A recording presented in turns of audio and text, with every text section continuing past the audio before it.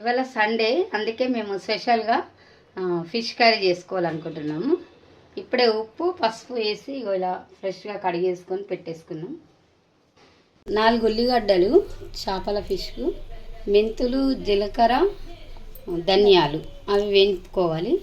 మళ్ళీ ఉల్లిగడ్డలు ఇలా గోల్డ్ కలర్ వచ్చేలా మనం వేయింపుకొని మిక్సీ పట్టుకోవాలి. ఇలా ఫిష్కు ఫస్ట్ ఉప్పు, కారము, పసుపు, అల్లం వెల్లుల్లి పేస్ట్ కలిపేసి పెట్టుకోండి.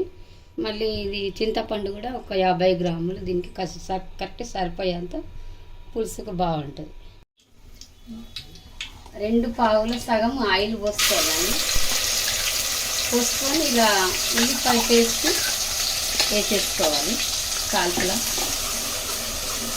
కొద్దిగా గోల్డ్ 2 స్పూన్లు అల్లం పేస్ట్ వేసుకోవాలి.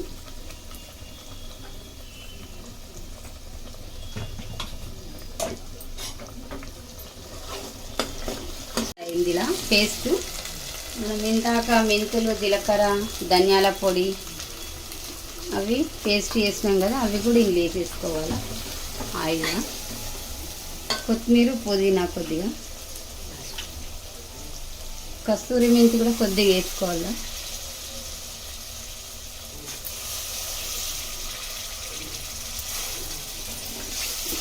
కేజీ ఫిష్కు ఇంకా ఉప్పు కారం సరిపోయేంత, మీరు ఎంత తింటారో అంత సరిపోయేంత వేసుకొని ఇలా ముక్కలన్నీ ఇందులో మసాలాకు మంచిగా పట్టించాలి.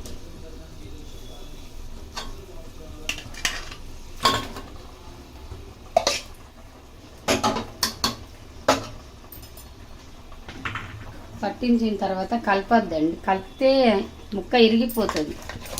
ఇలా ఎగిరేస్తే కొద్దిగా బాగుంటుంది. కొంచెం కొంచెం మెల్లగా కింది నుండి మెల్లగా తీసుకుంటా ఇలా కలపాలి. మంచిగా ముక్కకు బాగా పడుతుంది. ఇలా ఇప్పుడు మంచిగా ముక్క మొత్తం మసాలా అంతా పట్టిన తర్వాత మంచిగా ఇలా పులుసు పోసుకోవాలి. కొంతమంది ఏం చేస్తారంటే పులుసు పోసినాక అందులో ముక్క ఇడిస్తే ముక్కకు పట్టది మసాలా, అందుకే ఇలా మంచిగా మాగిన తర్వాత పోసుకోవాలి. ఇప్పుడు తగ్గినంత ఇలా పులుసు మనకు ఎంత కావాలో అంత పోసుకోవాలి. ఫస్టే కారం, ఉప్పు కూడా వేసుకుంటే కొంచెం ఉప్పు తక్కువ పడితే సాల్ట్ మనం వేసుకోవచ్చు. వదినెల వంటిల్లు fish curry ready. Like, share and subscribe to వదినెల వంటిల్లు.